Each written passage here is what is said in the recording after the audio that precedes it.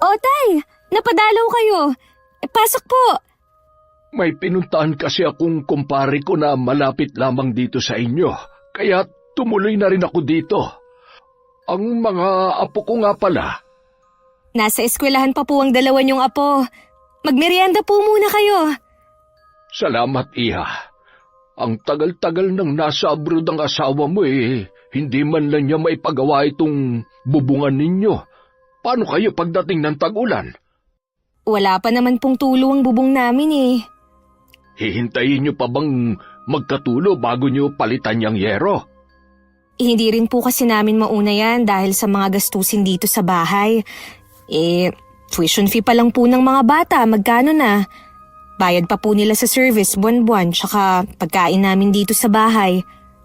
Sa bagay nga, basta hindi kayo pinababayaan ng asawa mo ayos na yun sa akin. Hanggang ngayon po ba hindi niyo pa rin natatanggap si Randy bilang manugang? Tanggap ko na rin naman siya. Wala na tayong magagawa. Asawa mo na siya at may dalawa na kayong anak. Alam ko po na may tampo pa kayo sa akin hanggang ngayon. Dahil pinag-aaral niyo ako noon, pero pinili kong sumama kay Randy. Tapos na yon, kalimutan na natin. Ang importante sa akin masaya ka na sa buhay na pinili mo. Tay, masaya naman po ako. Ay, nandiyan na po yung service ng mga bata. Tamang-tama po, namimiss na kayo ng mga apo nyo. Si tatay na ang sumalubong sa labas sa mga anak ko. Dinig ko naman ang malakas na pagbati ni na Toby at Kate sa lolo nila. Nakakbay pa si tatay sa dalawang apo habang papasok. Gabi na rin nang umalis ang itay. Inalok kong sa bahay na maghapunan pero tumanggi siya. Dahil naghihintay daw kasi ang nanay at kapatid kong si Leslie sa bahay namin. Samantala, wala akong kamalay-malay na may 1 buwan na palang nakakababa ng barko si Randy.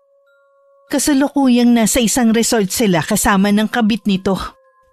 Hindi ka pa ba uuwi sa inyo? Bakit? Gusto mo na ba akong umuwi sa inutil kong asawa? Grabe ka naman sa asawa mo. Di ba siya ang nanay ng 2 mong anak? Oo, yun lang naman ang papel niya sa buhay ko Ina ng mga anak ko. Wala naman talaga akong balak seryosohin ng babaeng yun. Nagkataon lang na nabuntis ko. Sa madaling salita, napikot ka lang niya? Parang ganun na nga. Huwag na nga natin siyang pag-usapan. Ayoko masira ang araw ko. Lubos-lubosin na lang natin ang sandaling magkasama tayo. Okay, sinabi mo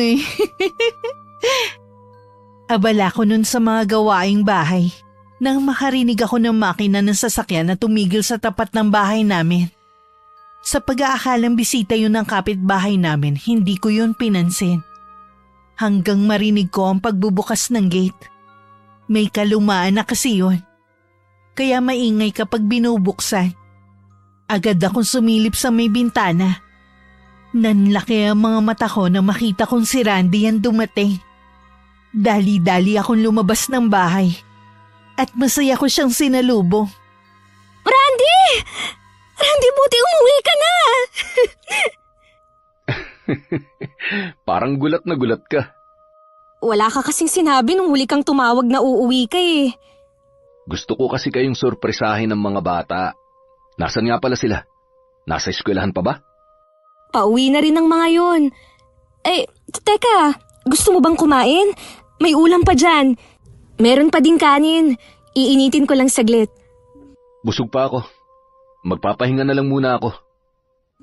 Gusto mo bang masahihin kita? Hindi na. Matutulog kasi ako Ilabas mo na lang ang mga madudumi kong damit at yung pasalubong ko sa inyo. Naghubad lang ng sapatos si Randy at saka tumuloy sa kwarto namin. Inilabas ko naman ang mga chocolate nitong dala, shampoo at sabon. Pati mga damit niyang marumi inilabas ko na rin para malabhan ko na. Nung dumating ang mga anak namin, tuwang-tuwa ang mga to nang makita nila ang tatay nila. Hinayaan ko muna sila makapagbanding ng mag-aama. Inasikaso ko muna ang pagluluto sa kusina para sa hapunan namin. Dinig ko pa ang mga malulutong na tawanan ng mag-aama ko sa sala. sobrang namiss ka ng mga bata. Kita mo nga kung hindi ko pa sinabi na maaga pa ang pasok nila, hindi pa talaga sila matutulog. Kung alam nyo lang na walang gabi na hindi kayong laman ng isip ko. Kung pwede ko nga lang hilahin ang mga araw sa barko, ginawa ko na sana. Lagi ko namang dasal ang kaligtasan mo sa barko. Hindi kasi mawala sa isip ko yung nababalitaan ko na nawawalang mga seaman at hindi na natatagpuan ang mga katawan nila. Hindi mangyayari sa akin yon. Maingat naman ako at marunong makisama sa mga katrabaho ko para hindi nila ako pag-initan. Alam ko naman yun. Ay, oo nga pala. Kailan ka ulit sasakay ng barko? Tatawagan na lang ako ng agency namin. Bakit? Gusto mo na ba ako agad umalis? Pambihira.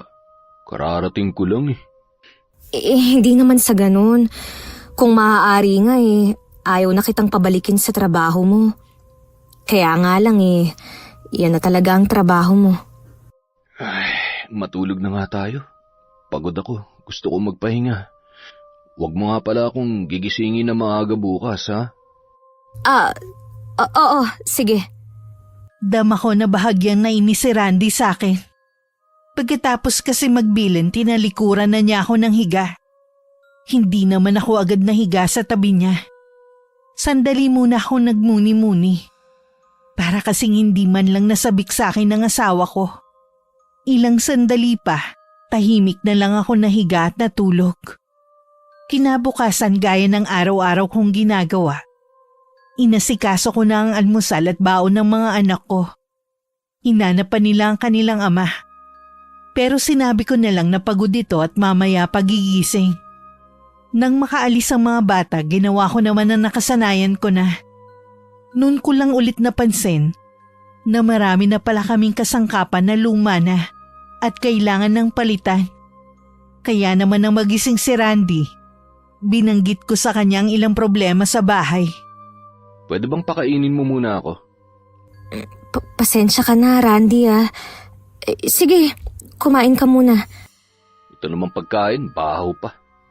Di man lang ininit. Ay, oo nga pala. Pasensya na. Teka, iinitin ko lang muna ito. Nakalimutan ko kasi. Puro ka na lang pasensya. Di ka na talaga nagbago. Tsaka yung binabanggit mo, pwede mo naman sabihin sa akin yan sa ibang araw. Hindi pa naman ako aalis eh. Kaya ko lang naman nabanggit kasi baka makalimutan ko na namang sabihin sa'yo. Sa tingin mo ba hindi ko napapansin ang kalumaan nitong bahay? Pag-aari ito ng mga magulang ko. Huwag ka namang magalit, Randy. Maliit lang naman na bagay itong pinagtatalunan natin eh. Paano kasi kagigising ko lang ganyan na agad ang bungad mo sa akin? Hindi mo man lang ako hinintay na matapos kumain. Mabuti pa, kumain ka na muna. Tsaka na lang natin pag-usapan ng mga problema dito sa bahay. May pagkakataon talaga na may pagkamainitin ng ulo si Randy. Lalo na kapag hindi niya gusto ang sinasabi ko. Natuklasan ko lang yun nung nagsasama na kami sa iisang bubong. Sa loob din ng ilang taon naming pagsasama, hindi ako tumatanggap ng sahod kapag nasa barko siya. Sa pagkakaalam ng agency, binata pa rin ito hanggang ngayon. Kaya naman sa nanay niya napupunta ang sahod niya imbis na sa akin. Napag-usapan na namin dati na dapat sa akin mapunta ang sahod niya. Dahil ako ang asawa. Pero hanggang ngayon hindi pa rin niya nagagawa ng paraan. Hindi ko na lang pinagpilitan. Lalo't ng mga sandaling yun, hindi pa rin ako tanggap ng kanyang mga magulang. Sa katunayan ng bahay na pinatayo ng aking asawa, ay napunta sa mga magulang at kapatid niya. At ang lumang bahay na aming tinitirhan ay lumang bahay ng kanyang mga magulang. Hindi ka ba dadalaw sa bahay ng mga magulang mo? Siguradong matutuwa ang mga yun kapag nalaman nilang nakababa ka na ng barko. Galing na ako dun. 1 linggo ako sa kanila. Ha? May 1 linggo ka na palang nakakauwi eh. Hindi mo man lang ipinaalam sa akin. Naglaan lang ako ng 1 linggo para sa kanila dahil dito naman ako uuwi sa bahay pagkatapos. Di ba? Kahit na. Sana man lang ipinaalam mo sa akin. Kung sakali bang ipapaalam ko sa'yo papayagan mo ba ako na makasama sila? Sa tingin ko hindi. Hindi mo naman kasundo ang pamilya ko Alam mong lahat ginagawa ko para lang makasundo ang magulang at mga kapatid mo. Pero hanggang ngayon, nagmamatigas pa rin sila. Kaya nga hindi ko na ipinaalam sa'yo. Kesa naman maipit ako sa awayan nyo. Sana naman alam mo kung sino ang dapat mong pinapriority ngayon. Ibig mong sabihin kalimutan ko ng pamilya ko? Ganun ba? Hindi naman yun ang ibig kong mangyari. Tama na. Tapos na yon. Wala ka na magagawa. Hanggang kailan ako magtitiis sa trato ng pamilya mo sa akin? Ha, Randy? Hanggang kailan? Wala naman silang ginagawa masama sa'yo Sinasaktan ka ba nila? Hindi ka ba nila hinahatian sa sahod ko? Hindi yun ang problema. Ang malamig na trato nila sa akin at maging sa mga anak natin. Yun ang problema. Baka akala mo wala akong ginagawa para magkalapit kayo ng pamilya ko. Lahat ginawa ko na, pero sabi nila hanggang sa huling hininga nila, hindi ka nila matatanggap. Ganun ba? Kung ganun, kailangan ko na rin sigurong sumuko. Hindi mo naman kailangan mapalapit pa sa pamilya ko Hayaan mo na lang sila. Sana lang kasi, kung hindi nila ako tanggap, huwag na lang idamay ang mga anak natin. Ako kasi ang nasasaktan para sa kanila Nauubusan na rin ako ng paliwanag kung bakit parang galit lagi sa kanila ang lolo't lola nila. Kakausapin ko sila na wag na lang nilang idamay ang mga anak natin. Okay? Hindi ko pa rin maiwasan na maiyak. Nang ako na lang ang mag-isa sa kusina. Tuwing naaalala ko kasi kung paano ako tratuhin ng pamilya ng asawa ko, lagi ko nalang nararamdaman ang awa sa sarili ko.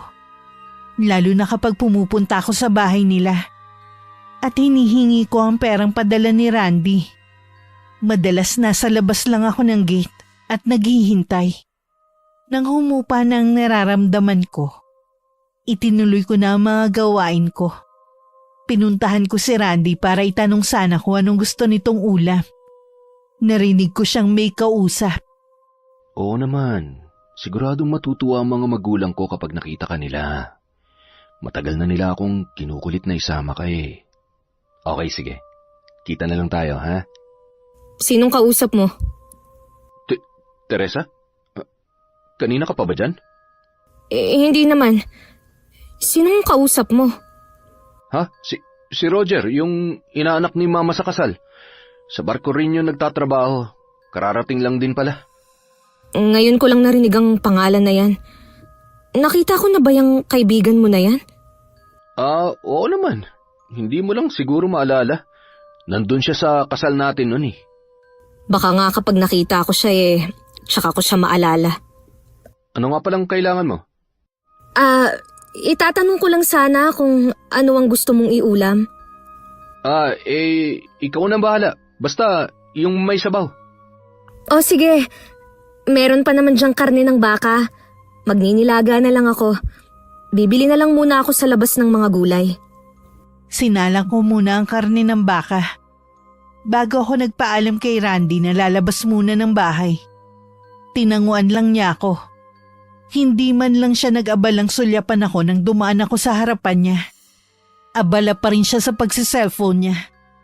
Mula nang marinig ko ang pakikipag-usap nito kanina, may kaba na akong nararamdaman. Hindi ko naman maipaliwanag kung para saan. Pilit ko ring nilalabanan ng pagdududang namumuo sa isip ko. Nang mabili ko lahat ng mga kailangan ko sa nag-iisang grocery na malapit sa amin, umuwi na rin ako agad. Naabutan ko na naman na may kausap si Randy sa cellphone niya. Agad na rin naman niyang tinapos ang pakikipag-usap sa kabilang linya. Nang makita niya akong papasok ng bahay, tinignan ko lang siya bago dumiretso sa kusina. Sumunod naman siya sa akin. Kausap ko nga pala yung kapatid kong si Roland. Ano daw ang kailangan? Magpapaalam sana ako sa'yo Paalis na rin kasi yung kapatid ko. May outing kami. Padespedida na rin ni Utol. Ganun ba? Kailan naman daw yun? Sa linggo na. Overnight sa isang resort sa Batangas. Ikaw, kung gusto mong sumama, Wala naman akong magagawa eh. Huwag ka na magtampo. Babawi na lang ako sa inyo ng mga bata. Tayo naman na mag-outing sa susunod. Kasi kung ako sa'yo, bakit kailangan mong sumama sa kanila nang hindi kami kasamang pamilya mo? Paalis na kasi si Roland. Matagal pa ulit bago yun makabalik eh. Kung simpleng outing lang yun, di naman ako sasama dun eh. Bahala ka na. Malaki ka na naman eh.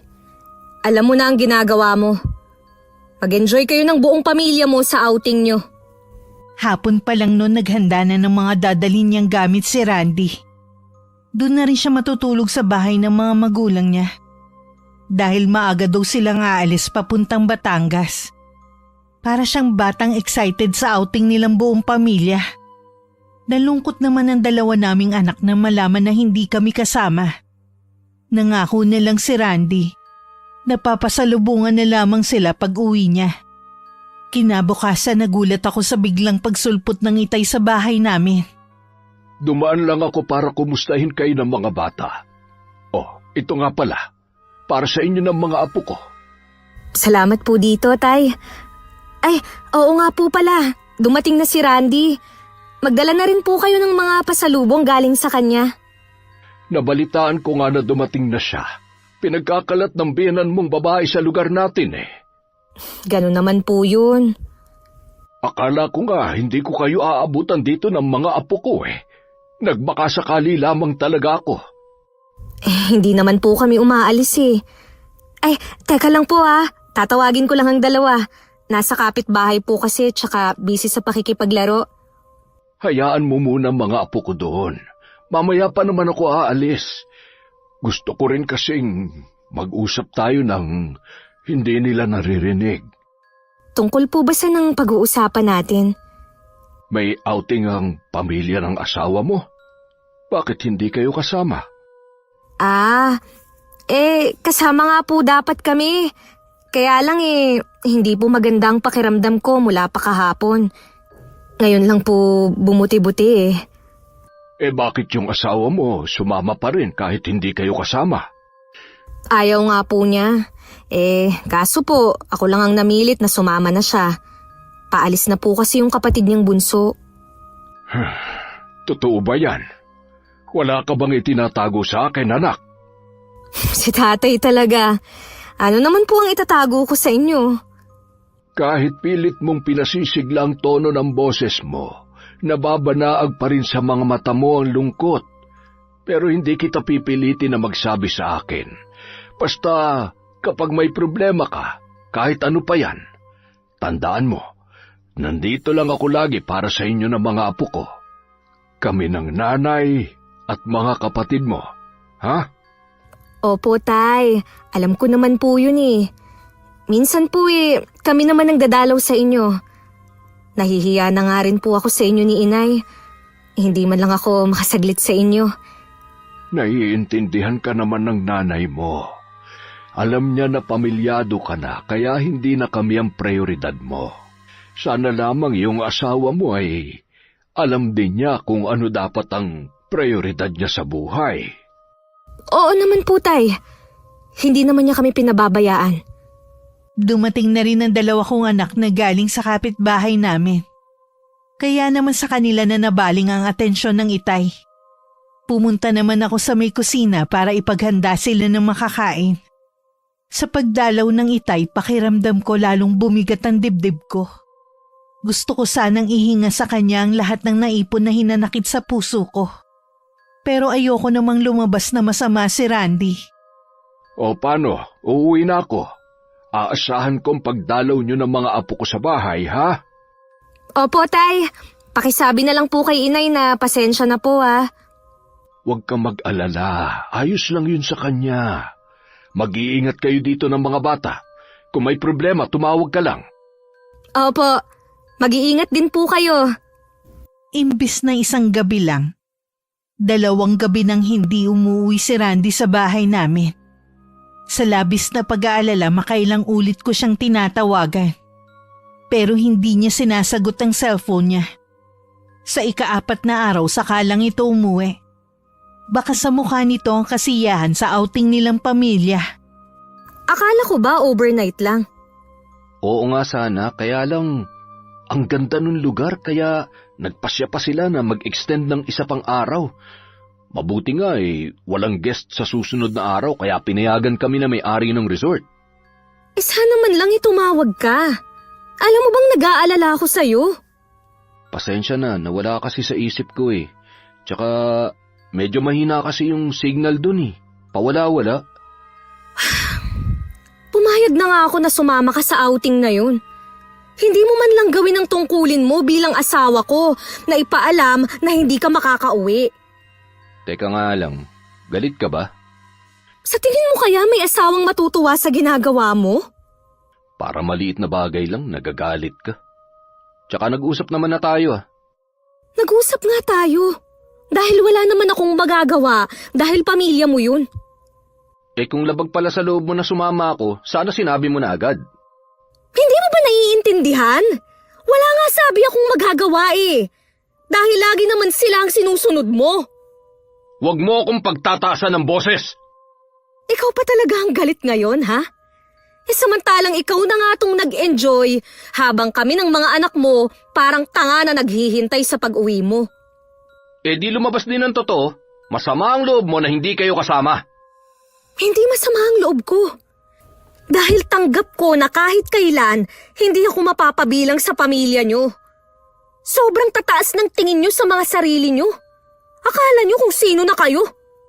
Hoy Teresa, hindi kita papayagan ng pagsalita ng ganyan ng pamilya ko. Huh? Aray! Bitiwan mo ang braso ko! Bawiin mo munang sinabi mo! Bakit ko babawiin? Totoo naman ang sinasabi ko! Hindi ko inaasahan na pagbubuhatan ako ng kamay ng asawa ko. Isang malakas na sampalang pinadapo niya sa isa kong pisngi. Sa lakas ng pagkakasampal niya sa akin, napasadsad ako sa lababo. Galit pa niya akong dinuro-duro at binalaan. Na ayaw na niya akong magsasalita ulit ng hindi maganda sa pamilya niya. Napaiyak na lang ako ng malakas nang iwan niya ako. Mula noon naging malamig na ang pakikitungo ni Randy sa akin. Palagi rin pagalit ang pakikipag-usap niya sa akin. Kahit nandyan lang ang mga anak namin. Hanggang ngayon ba galit ka pa rin sa akin? Maliit na bagay lang naman ang pinagtalunan natin ah. Sana naman, kausapin mo ako ng maayos kapag kaharap ang mga bata. Maliit na bagay lang ba yun sa'yo?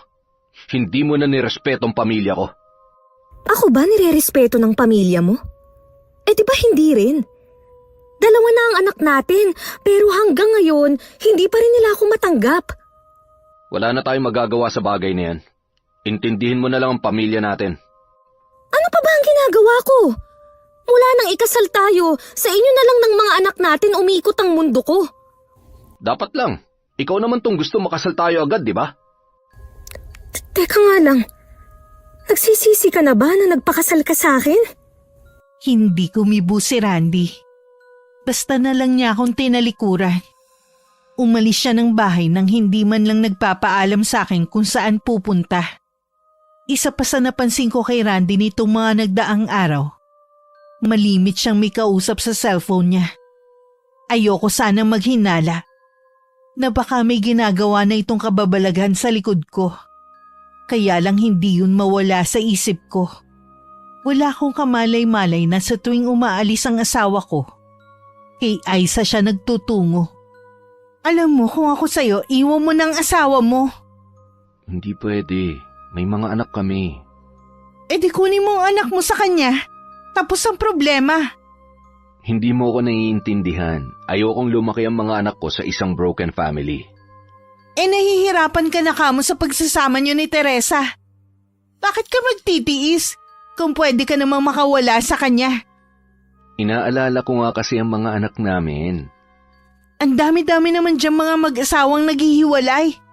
Nagiging okay rin naman ang mga anak pagtagal. Sila yun. Bakit kailangan mo tayong ikumpara sa iba? Kasi nga naiinip na ako kung kailan mo hihiwalayan yung asawa mo. Ako naman ang gusto ng pamilya mo noon pa. Kung tutuusin, inagaw ka lang naman niya sa akin. Alam mo, kahit hiwalayan ko pa si Teresa, hindi tayo magiging legal. Gusto mo bang maging kabit na lang? Matagal ko na naman tanggap na ganun ang magiging papel ko sa buhay mo. Sige, bago ulit ako sumakay ng barko, gagawa na ako ng paraan para maghiwalay na kami ni Teresa. Talaga? Oo naman. Matagal na rin naman ako nagtitiis na pakisamahan siya eh. May alam ako para mapabilis ang paghihiwalay nyo.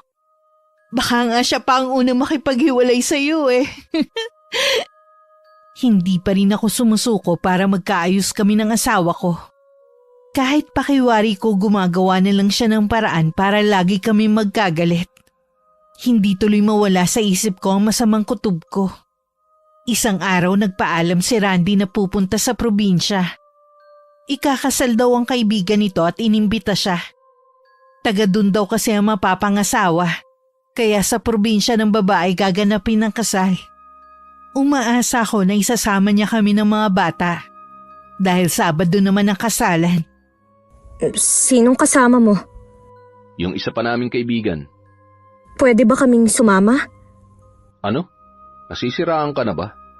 Gusto mo yata mapahiya ako eh. Ha? Bakit ka naman mapapahiya? Tumitingin ka pa ba sa salamin, ha, Teresa? Tingnan mo nga yung itsura mo. Ni hindi ka na nga nagsusuklay eh. Kinakahiya mo pala ako. Yung mga asawa ng mga kaibigan ko, kahit marami ng anak, hindi pabaya sa sarili. Kaya kahit san isama ng mga asawa nila, ayos lang. Samantalang ikaw, 2 pa lang ang anak natin. Pinabayaan mo na yung sarili mo. Baka kapag isinama kita, maging sentro pa ako ng katatawanan dun. Kaya ko lang naman napabayaan na ang sarili ko eh, dahil sa pag-aasikaso sa inyo. Tsaka, sapat lang ang perang ibinibigay mo pang gastos dito sa bahay. Hindi na nga ako makabili kahit pulbos eh. Huwag ka na nga magdrama. Ang sabihin mo, pabaya ka talaga sa sarili mo. O baka, kahit hindi pa tayo nagsasama, ganyan ka na. Bakit mo ba ako pinagsasalitaan ng ganyan? Napupunwo na kasi ako sa'yo eh. Tuwing nakikita ko yung pagmumukha mo na para bang lagi na lang Biyernes Santo, parang ayoko nang umuwi dito. Napaiyak na lang ako sa mga binitiwang salita sa akin ng asawa ko. Hindi ko alam na narinig pala ng panganay namin ang mga sinabi ng tatay nito sa akin. Biyernes pa lang ng umaga, umalis na si Randy. Inayos ko pa rin ang gamit na dadalhin niya. Halos sabay lang silang umalis ng mga bata. Habang nagwawalis ako sa labas ng bahay, dumating naman ang itay. Nakangiting nagmano ako sa kanya. Ang asawa mo? Dadalo po sa kasal ng kaibigan niya. Eh bakit hindi ka niya sinama? Sinasama nga po ako eh. Kaya lang, inaalala ko po ang mga bata. Kung gusto ka talaga niyang kasama, pwede naman silang tumigil sa bahay. Mapilit nga po, kaya lang eh, napakalayo naman po. Hindi na po ako sanay sa mahabang biyahe. Paano kasi hindi ka niya lagi sinasama sa lakad niya, kaya paano ka masasanay sa biyahe? Bakit nga po pala kayo nandito? May dinaanan na naman po ba kayong malapit dito sa amin? Dito talaga sa inyo ang punta ko. Gusto nga rin sumama ng inay mo, kaya lang sinumpong ng rayuma. Kumusta na po ang inay ngayon? Ayos naman siya. Hirap lang siyang maglakad ngayon. Baka po kasi kung ano-ano na namang bawal na pagkain ang kinakain ng inay. Matigas din kasi ang ulo eh. Ayaw din paawat kapag may gustong kainin. Baka bukas po eh, doon muna kami ng mga bata sa atin. Sa linggo pa po kasi ang balik ni Randy eh.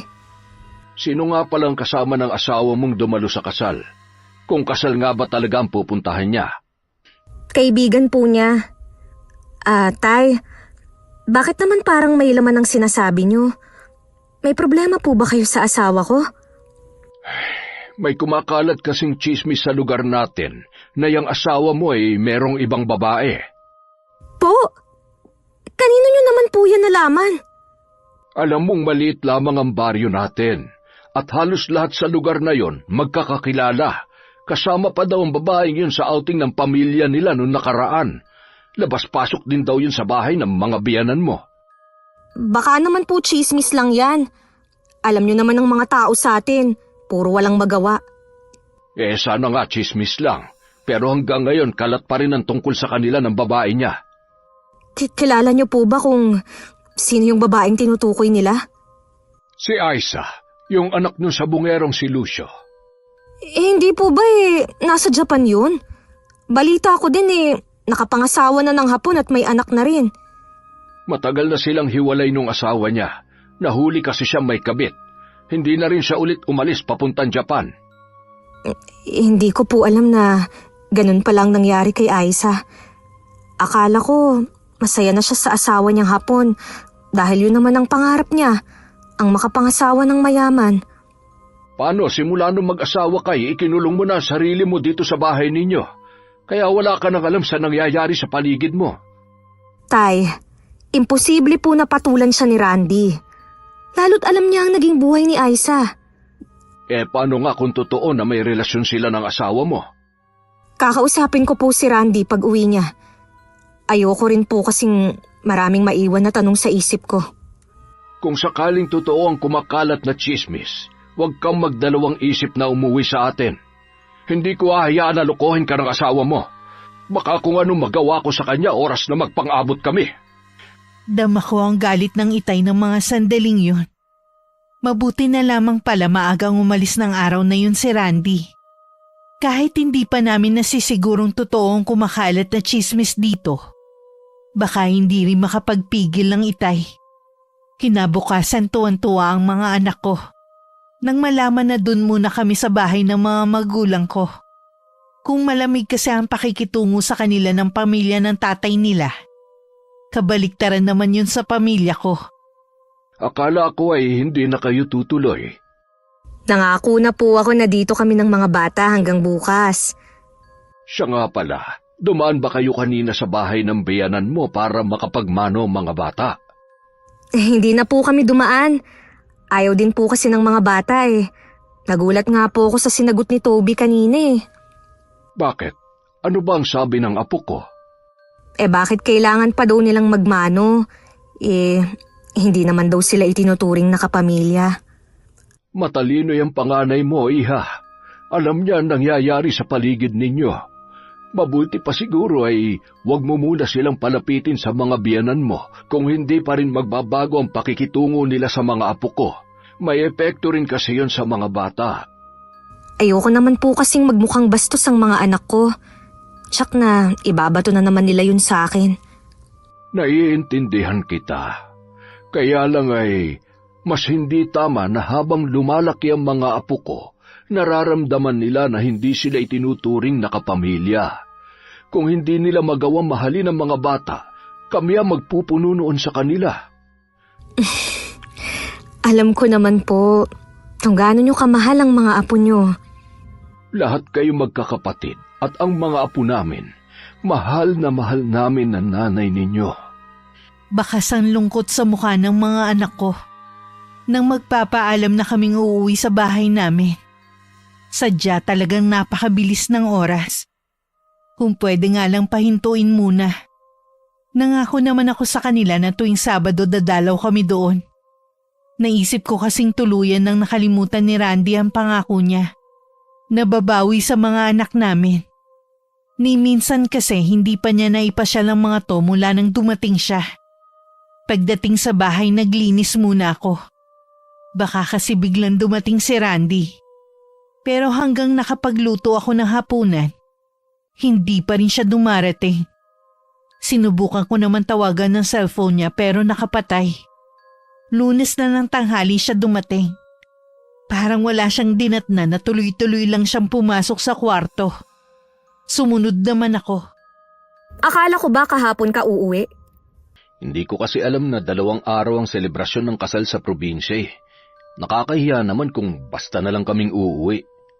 Sana man lang kasi tumawag ka para hindi ako nag-aalala.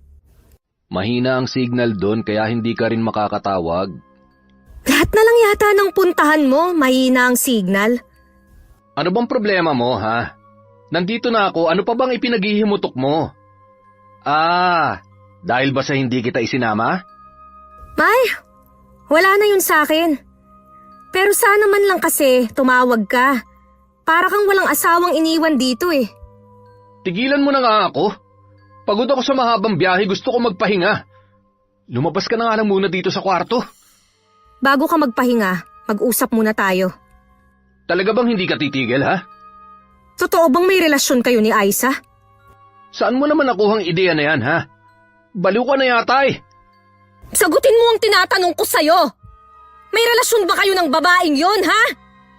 Wala kaming relasyon ni Aiza. Kung sino man ang nagpapakalat ng chismis na yan, mamatay na siya. Silang lahat. Kalat na yan sa buong baryo natin. Kasama rin daw ang babaeng yon nung nag-outing kayo ng pamilya mo. Kaya ba ayaw mo kaming isama ng mga anak mo, ha? Oo, aminin ko, nandun si Aiza. Pero si Roland ang nag-imbita sa kanya. Alam mo naman na noon pa, magkaibigan ng dalawang yun. Sana nga, hindi totoo na may relasyon kayo ng babaeng yon. Dahil kung hindi, pinagbabantaan mo ako, ha? Alam mong kasalanan sa Diyos at sa batas ng tao ang pakikiapid. Oras na malaman ko ang totoo. Kakasuhan ko kayong dalawa. Nawawalan na ako ng pag-asa na magkakayos pa kami mag-asawa. Hindi na rin kasi kami nagtatabi sa iisang higaan. Pinaalis niya ang mga gamit ko sa kwarto namin. Bahala daw ako kung saan ko yun ilalagay. Alam na rin ng mga anak namin ang hindi namin pagkakasundo ng kanilang ama. Si Toby nagtatanim na ng galit sa tatay niya. Pero pilit ko pa rin ipinapaunawa sa kanila na huwag silang magagalit kay Randy at mawawalan ng respeto. Manang-mana talaga sa iyo yung si Toby.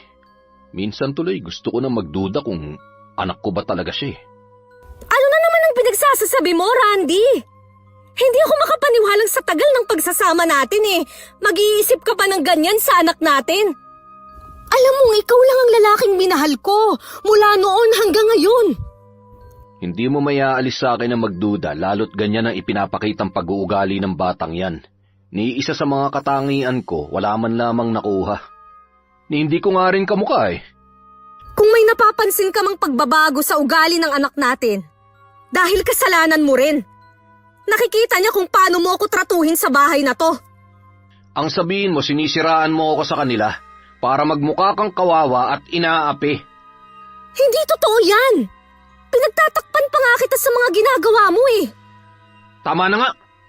Dadramahan mo na naman ako eh. Teka lang, saan ka na naman mapupunta? Lagi mo na lang ba akong lalayasan tuwing mag-uusap tayo? Randy! Randy!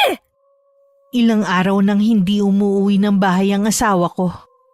Para tuloy akong zombie sa itsura ko dahil hindi ako masyadong nakakatulog sa gabi. Dahil sa kakaisip sa sitwasyon namin. Lalo tuloy ako naguguluhan. Sa kung ano ba talaga ang gustong mangyari ni Randy sa pagsasama namin. Lingid sa akin tuwing wala siya sa bahay namin. Magkasama sila ni Aiza. Nang mga sandaling yon palabas sa isang restaurant ang dalawa. Wala silang kamalay-malay na kanina pa sila pinagmamasdan ng itay. Sa labas ng salamin ng restaurant na kinainan nila. Hinihintay lang silang matapos. Saktong paglabas nga nila. Sinalubong na agad ng malakas na bigos ng itay ang asawa ko. Napatili naman si Aiza na makitang bumalandra si Randy sa semento. Bakas naman ang pagkagulat sa mukha ng asawa ko nang makilalang sumuntok sa kanya. Isa pa uling suntok ang pinakawalan ng itay sa kanya bago may umawat dito. Walang hiya ka! Animal kang lalaki ka! Paano mo ito nagawa sa anak ko, ha? Imbis na pamilyang kasama mo, itong babaeng mababa ang lipad na tong kasama mo! Mali po kayo nang iniisip sa amin ni Aiza. Huwag ka na magpaliwanag. Huwag mo akong gawin tanga. Hindi ako ipinanganak kahapon. Huwag po kayo mag-eskandalo dito, tay. Nakakahiya sa mga tao. Huwag mo akong tawagin tatay. Wala akong manugag na masahol pa sa hayop. Sige ho. Tutal, hindi nyo na ako binigyan ng kahihiyan sa harap ng maraming tao. Pagbabayaran yung ginawa nyong to sa akin. Iniisip mo ang kahihiyan mong hayop ka, pero hindi ang kahihiyan ng anak ko? At anong gagawin mo sa akin, ha? Irereklamo ko kayo ng pananakit. Ang kapal ng mukha mong hayop ka, pues kakasuhan din kayo ng anak ko. Wala po kaming ginagawa ni Aiza. Nagkita lang kami dito at nag-usap. Kayo, basta na lang kayo nanakit. Talagang pinaninindigan mo ang kasinungalingan mong yan, ha? Ihanda niyo na lang ang sarili niyo mabulok sa kulungan. Tara na, Aiza. Hindi ako natatakot sa'yo, Randy. Hindi mo alam ang kayang gawin ng isang amang tulad ko. Nagtaka ako nang dumating si Randy na may pasa at sugat. Hindi ko naman matiis na hindi siya sundan sa kwarto para usisain at dalhan na rin ng gamot. Tinapunan lang niya ako ng masamang tingin at saka pinalabas. Ni hindi niya sinagot ang tanong ko kung ano nangyari sa kanya. Hindi ko na rin ulit namalayan ang pag-alis ni Randy, na ipinagkibit-balikat ko na lang. Nung hapon tumawag sa akin ng kapatid ko para sabihin na hinuli ng pulis ang itay sa salang pananakit. Hindi ko na pinatapos ang iba pa niyang sinasabi. Tinanong ko na lang kung saan presinto at mabilis akong pumunta ron. Ayos lang po ba kayo, Tay? Hindi ba nila kayo sinaktan? Ano po bang nangyari? Huwag ka na mag-alala pa, anak. Gumagawa na ng paraan ng kuya mo para makalaya ako. Ano po ba kasi ang nangyari, Tay? Wala bang binanggit ang asawa mo sa'yo? Wala naman po. Ano pong kinalaman ni Randy dito? Ay, siya ang nagpakulong sa akin dahil sa pananakit ko sa kanya. Bakit niyo po siya sinaktan? Patawarin mo ko, anak. Hindi ko na napigilan pang galit ko nang makita ko sila ni Aiza sa loob ng isang restaurant na naglalampungan. Inabangan ko sila sa labas. Kung hindi nga lang ako napigilan ng mga tao sa paligid ay papatayin ko talaga ang lalaking yon. Tay naman, sana po pinigilan niyo na lang ang sarili niyo. Hinayaan niyo na lang sana o di kaya sinabi niyo na lang sa akin. Kesa naman sa nandito kayo sa loob ng kulungan. Wala ka namang kasing gagawin eh. Magbubulag-bulagan ka lang dahil sa lintik na pagmamahal mo sa asawa mo. Kasalanan ko ang lahat ng ito. Pati po kayo. Nadami sa mga kamalasan ko. Walang ibang dapat sisihin dito kundi ang asawa mo. Nakikiusap ako sa iyo. Iwan mo na ang lalaking yon. Umuwi ka na sa bahay natin. Kahit ang inay na naroon din, ay nakikiusap na iwan ko na ang asawa ko. Pero hindi ko magawang sumagot. Para kasi ako naiipit sa dalawang nag-uumpugan ng mga bato. Umuwi na rin ako sa bahay namin. Dahil walang kasama ang dalawa kong anak. Ibiniling ko lang sila sa mabait naming kapitbahay. Buong gabi ko ring hinintay si Randy. Pero umaga na siya umuwi. Hayop ka! Paano mo yung nagawa sa tatay ko, ha? Matanda na siya pero nagawa mo pa rin ipakulong. Dapat lang yun sa kanya dahil sinaktan niya ako. Tama lang din sa'yo ang sakta ng itay. Ang kapal ng mukha mo at ng babaeng yun. Talagang dinidisplay niyo pa sa madla ang kababuyan niyo. At naniniwala ka sa sumbong ng tatay mong kriminal. Anong sinabi mo? Hindi kriminal ang tatay ko! Di ba nung mga bata pa lang kayo nakulong na rin siya? Nakalimutan mo na ba yan, ha? Walang kasalanan ng itay! Napagbintangan lang siya noon! Kaya nga nakalaya siya agad eh! Pwes sa pagkakataong to, hindi na siya makakalaya sa ginawa niya sa akin. Hayop ka! Ang sama mo! Tumigil ka! Ako ba talaga ang sinaktan mong hayop ka? Tama lang sa'yo yan. Magsama kayo ng kriminal mong ama. Nagsisisi na ako ngayon kung bakit ikaw pang pinakasalan ko. Sige! Puntahan mo ang babaeng yon! Magsama kayo! Pero titiyakin ko na hindi rin kayo magiging maligaya! Mula nun hindi na umuwi si Randy sa bahay namin. Kapos na rin ako sa pambaon ng mga anak ko sa eskwelahan at pambili namin ng pagkain. Wala akong pagpilian kundi ang lumapit sa kapatid ko. Kinukumbinsi rin niya ako na iwan na si Randy. Pero nagdadalawang isip pa rin ako dahil sa mga anak ko. Nakalaya na rin ang itay sa kulungan sa tulong ng kaibigan ng kuya namin. Dahil nahihiya ako sa mga magulang namin, Hindi ako makapunta sa bahay namin. Habang nasa eskwelahan ng mga bata, naisipan kong pumunta sa simbahan. Baka sakali kasing maliwanagan ang isip ko at makapagdesisyon ako ng tama. Papasok na sana ako nang makasalubong ko si Aiza. Nagkagulatan pa kaming pareho. Marunong ka rin palang magsimba? Oo naman. Ano naman ang akala mo sa akin? Akala ko kasi, ang alam mo lang ay ang mga bet at manira ng pamilya. Anong sinabi mo? Uy, ingat sa lalabas dyan sa bibig mo. Kagagaling mo pa naman sa loob ng simbahan. Kung nanggagalaiti ka dahil kay Randy, oo, ako na mismo ang magsasabi sa'yo. May relasyon kami ng asawa mo. Hindi ko rin naman kasi siya masisi. Tingnan mo naman kasi ang itsura mo. Daig mo pa yung naging katulong namin dati. Losyang ka na nga, mukha ka pang mabaho. Itong losyang at mabahong ito ang magdadala sa inyo sa kulungan ni Randy. Huwag mong kalilimutan. Ako pa rin ang legal na asawa. At ikaw, mananatiling kabit lang. Hindi ko na hinintay na sumagot siya. Agad ko na siyang binirahan ng alis. Kahit hindi ako lumingon, ramdam ko ang matatalim niyang tingin sa akin. Sa sulok ako umupo para walang makapansin sa akin.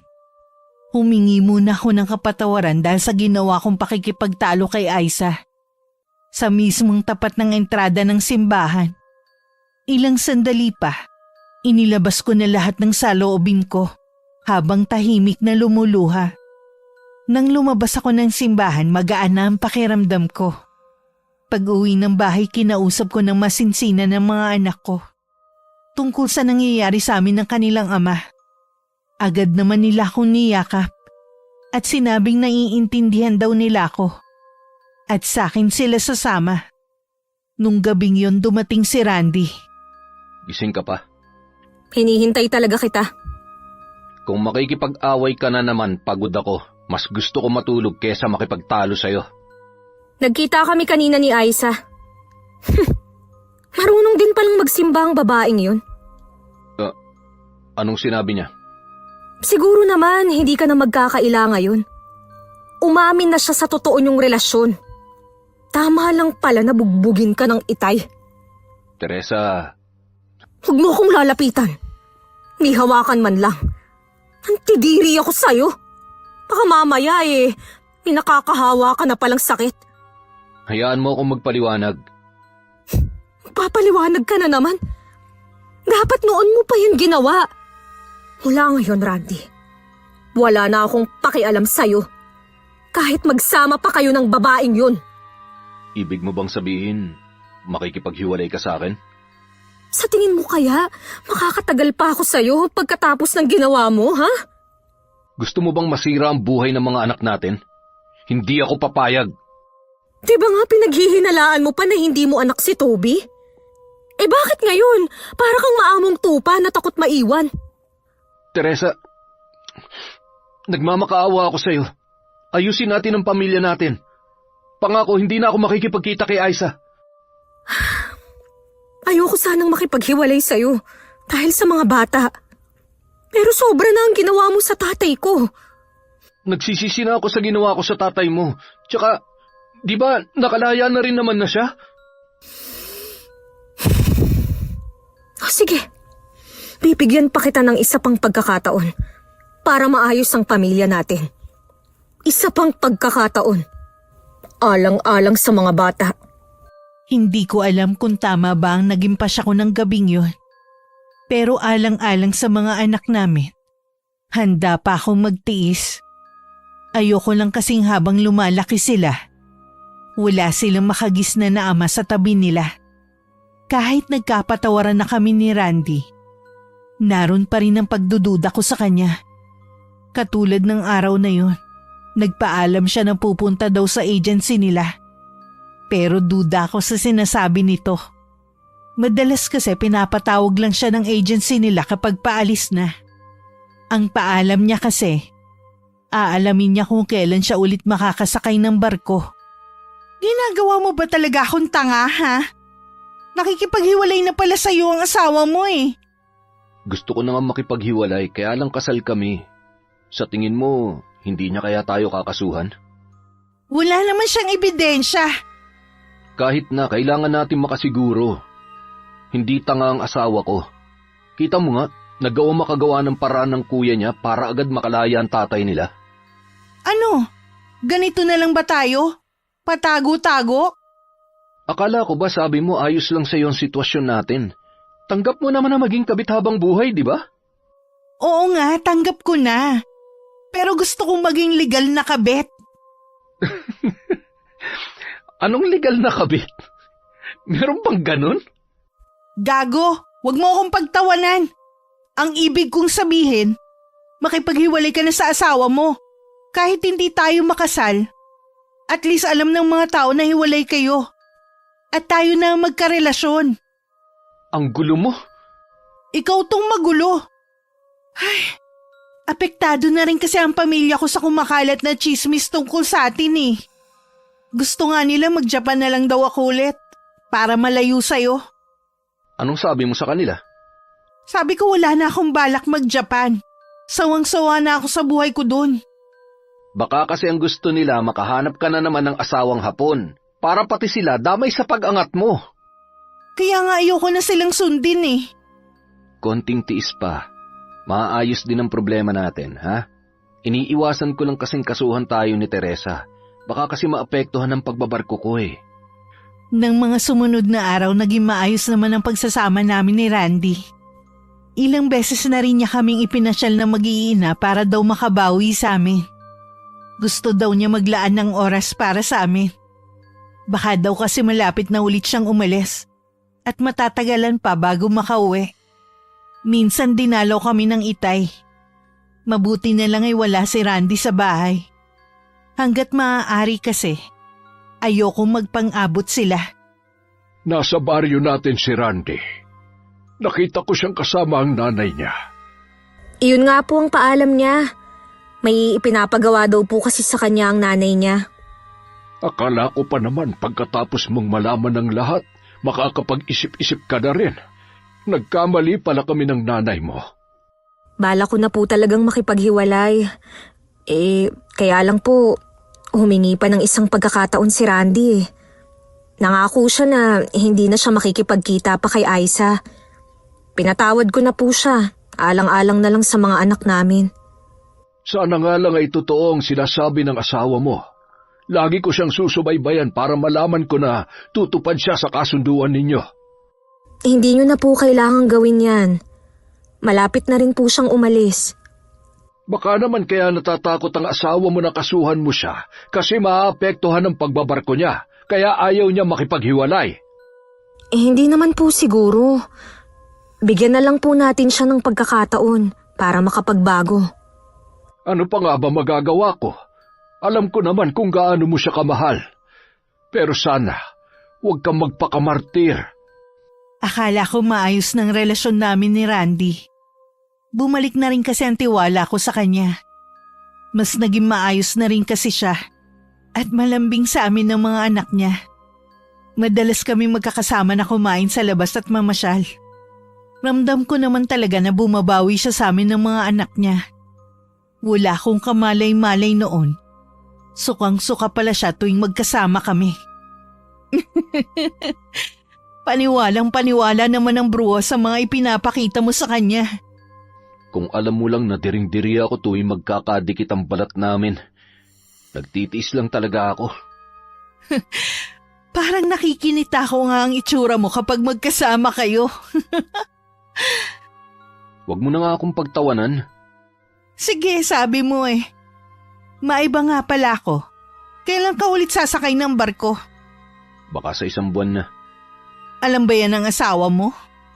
Wala pa akong sinasabi sa kanya. Sabihin mo na lang kaya kapag paalis ka na.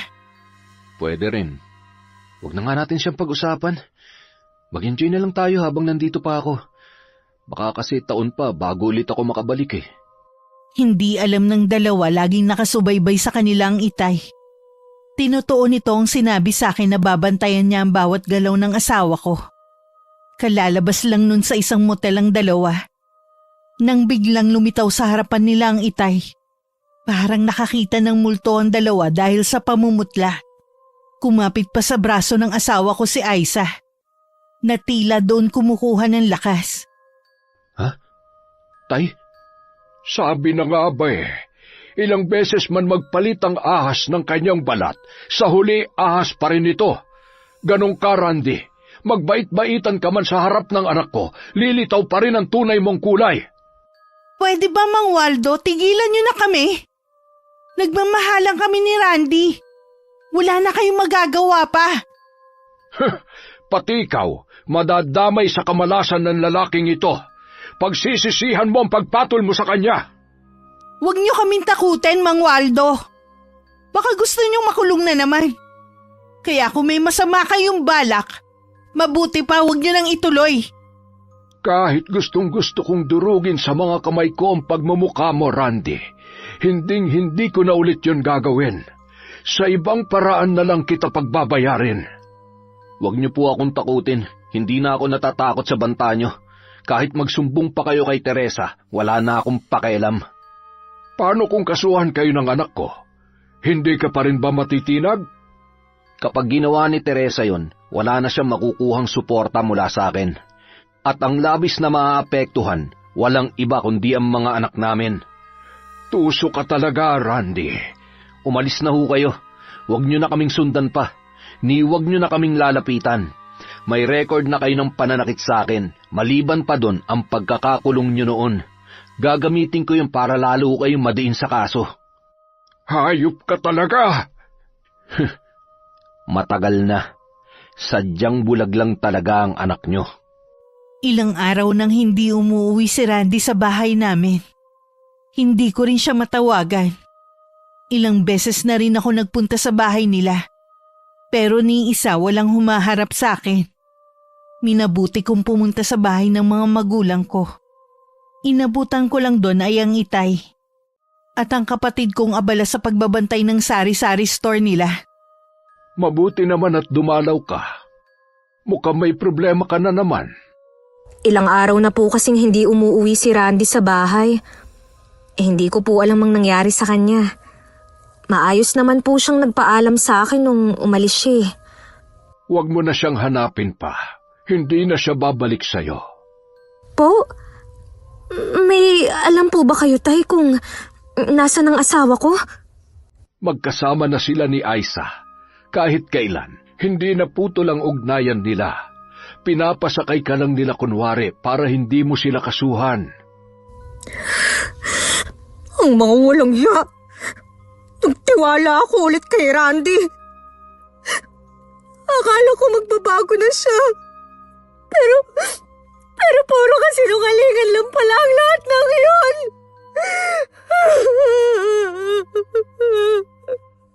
Huwag mo nang ang pag-aksayahan ng panahon ng asawa mo. Magpakatatag ka para sa mga anak mo. Mas kailangan ka nila ngayon. Hindi ko po kaya, Tay. Paano ko po sila bubuhayin kung wala po yung tulong ni Randy? Nandito lang kami ng mga kapatid mo. Kami ang magiging karamay mo. Gusto ko pong malaman kung nasan sila ngayon. Umuupa sila ng bahay, dito rin sa baryo natin.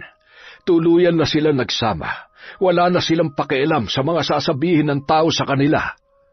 Hindi ko na napigilan ang sarili ko. Sinugod ko sila sa tinitirhan nila. Nang hindi nila ako nilabas, kumuha ko ng mga bato. At saka pinagbabato ko ang bintana at pinto ng apartment na tinuluyan nila. Wala na rin akong pakialam kung nakakabulahaw ako ng mga kapitbahay sa pag-eeskandalo ko. Lumabas na rin ang dalawa na pawang mga galit. Baliw ka na ba talaga, ha? Babasagin mo pa mga bintana namin? Bakit? May pambayad ka ba? Mas gusto niyo bang mga mukha niyo ang basagin ko? Total naman, sobrang kakapal na. Huwag ka nga mag-iskandalo rito. Tanggapin mo na lang na ayaw na sa'yo ni Randy. Isa ka pa! Talaga bang nananalaytay na sa ugat mo ang manira ng pamilya? Tama na! Umalis ka na rito, Teresa. Baka kung ano lang ang magawa ko sa'yo. Itanim mo sa utak mo, ha? Isa kang masamang bangungot sa akin. Randy! Itay! Yang sinasabi mo na bangungot, mangyayari pa lamang sa inyo. Iuwi nyo na lang ang anak nyo. Pareho yata kayo may sayad eh, kung ano-ano mga sinasabi nyo. Inakay na ako ng Itay palayo sa lugar na yun. Katakataka lang na wala man lang mga taong lumabas sa kani-kanilang bahay para mag-usyoso sa amin. Hindi naman agad pumasok ang dalawa sa apartment.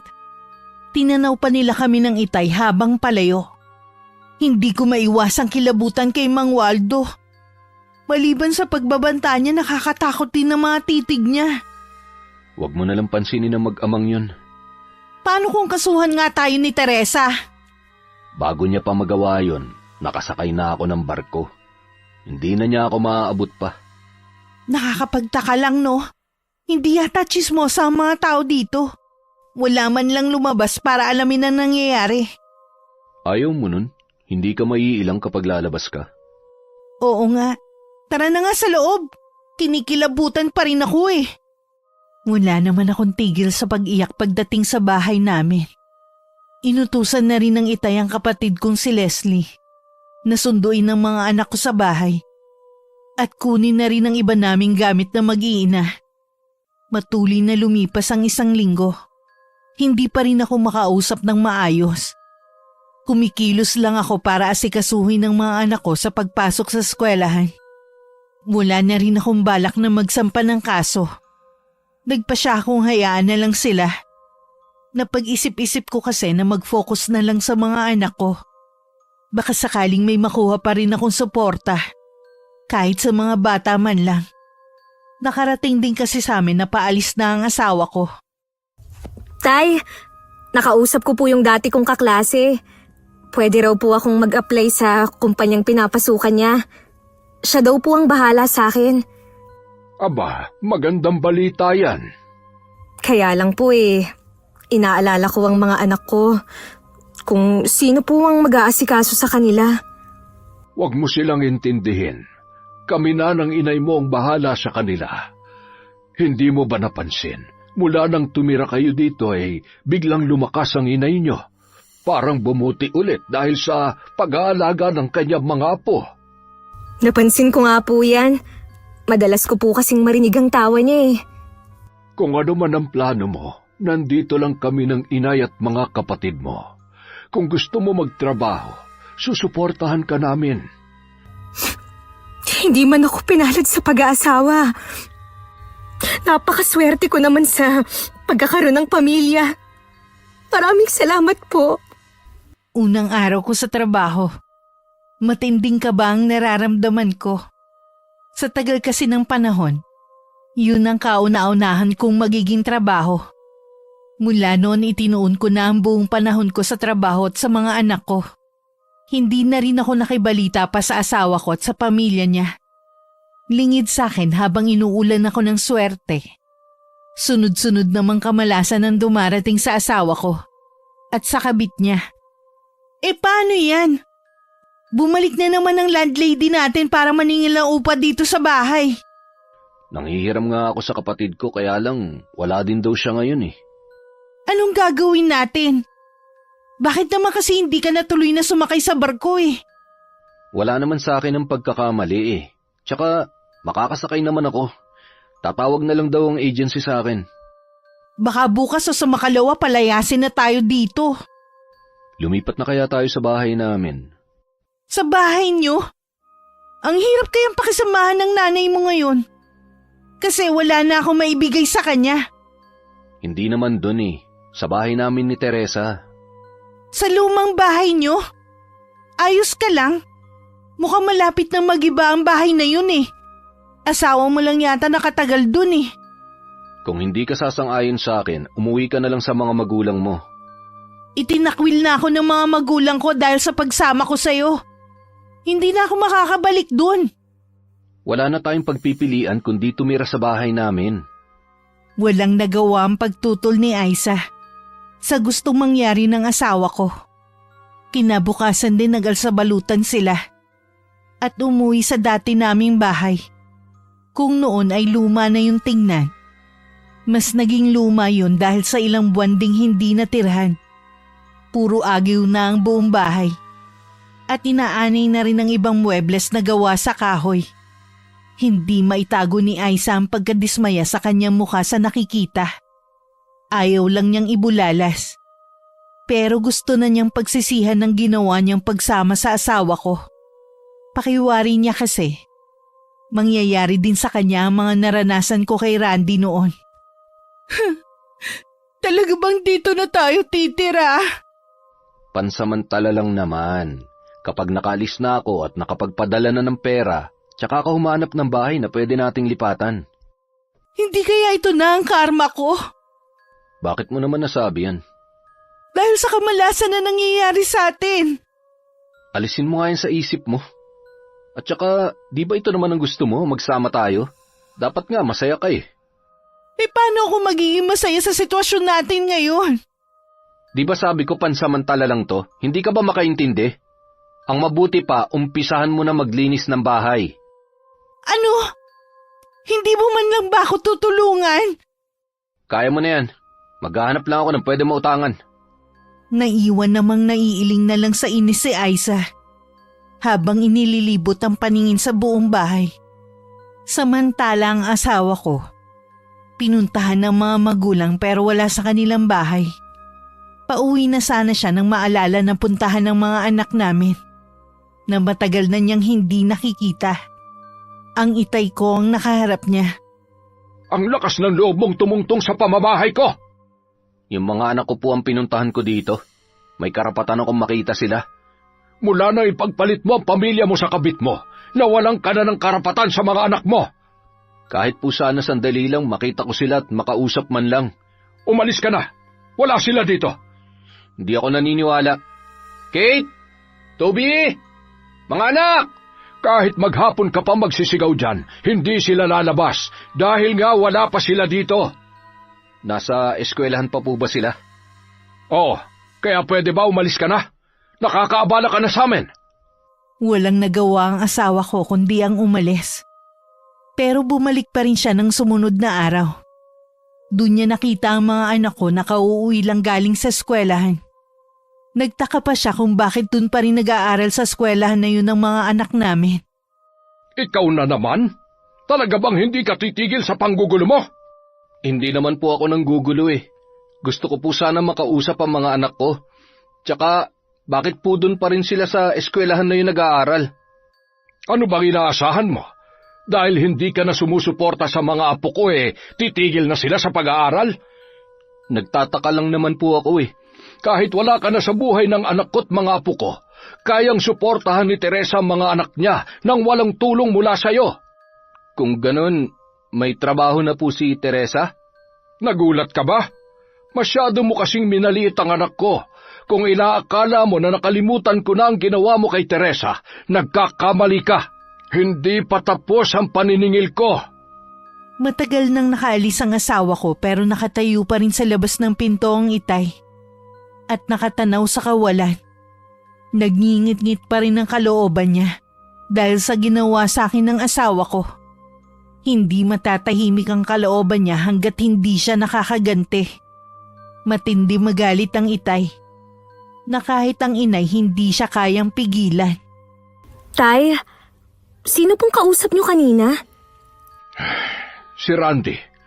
Gusto niya makausap ang mga anak niyo. Hindi pa pala siya nakakaalis. Hindi pa. At mukhang malabo na siya makaalis pa. Huwag niyo pong hahayaan na makausap niya ang mga bata. Hindi ako papayag. Huwag ka mag-alala. Hindi ko hahayaan na makalapit siya sa mga apo ko. Ay, salamat po, Tay. Alam ko naman po na maaasahan ko kayo ng inay pagdating sa mga bata. Hindi ko lang maiwasan na matakot nang malaman ko na nandito pa pala si Randy. Masyado ka kasing abala. Kaya hindi na rin namin binanggit ng nanay mo ang tungkol sa lalaking yon. Tsaka nakikita namin na masaya ka na ngayon. Marami po akong natutunan sa mga pinagdaanan ko. isa na po ron ang mahalin ng sarili. Natutuwa ako't iba na ang pananaw mo, anak. Dahil po yun sa walang tigil niyong paggabay sa akin. Sa walang sawa niyong pagmamahal sa amin ng mga anak ko. Kung wala kayong pamilya ko, baka nasiraan na ako ng bait nung iwan ako ni Randy. Lingid sa akin, walang araw na hindi kami pinagmamasdan ni Randy mula sa malayo. Nagulat din ang asawa ko. Dahil sa malaking pagbabago sa itsura ko. Natuto na rin kasi akong maging palayo sa sarili na hindi ko nagagawa dati.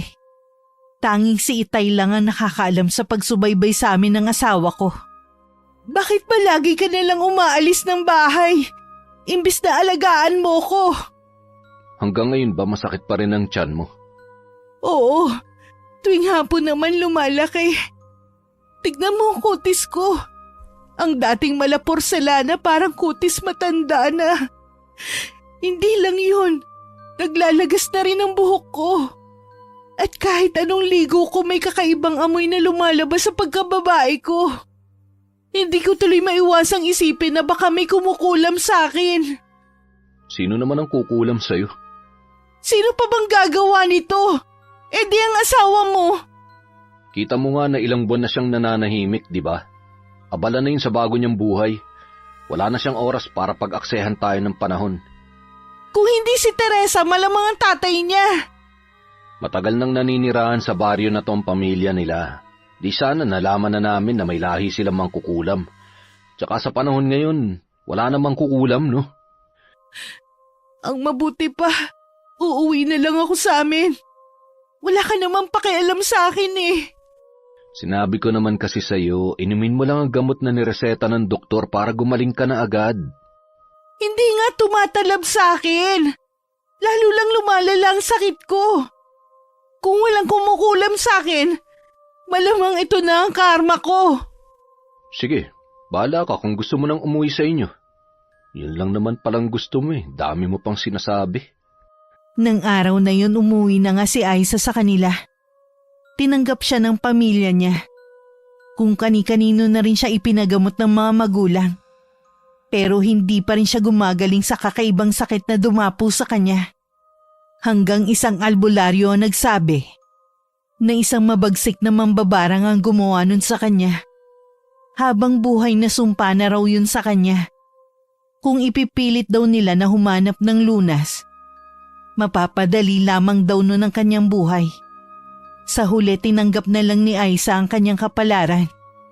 Habang tumatagal din, ang masangsang na amoy na lumalabas sa kanyang pagkababae ay lalong nangangamoy na pati langaw ay umaaligid na rin sa kanya. Naalala tuloy niya ang mga binitiwang salita sa akin noon. Nalosyang at mabaho. Wala siyang nagawa kundi ang magkulong na lang sa silid niya at umiyak. Patawarin mo ko, Teresa. Pinagsisisihan ko na ang lahat ng mga ginawa ko sa'yo. Sana naman, kung sinong gumawa nito sa akin, maawa ka. Hindi ko na kaya. Nabalitaan na lang namin na nagpatiwakal si Aiza sa pamamagitan ng pagbibigti. Ang ibinigay na dahilan ng mga magulang niya kung bakit niya yung ginawa. Dahil sa depresyon. Sa kabila ng ginawa sa akin ni Aiza, labis akong nalungkot lalo't may isa itong anak na naiwan. Mas nangibabaw pa rin ang awa ko kaysa galit. Napakabait mo talaga, anak.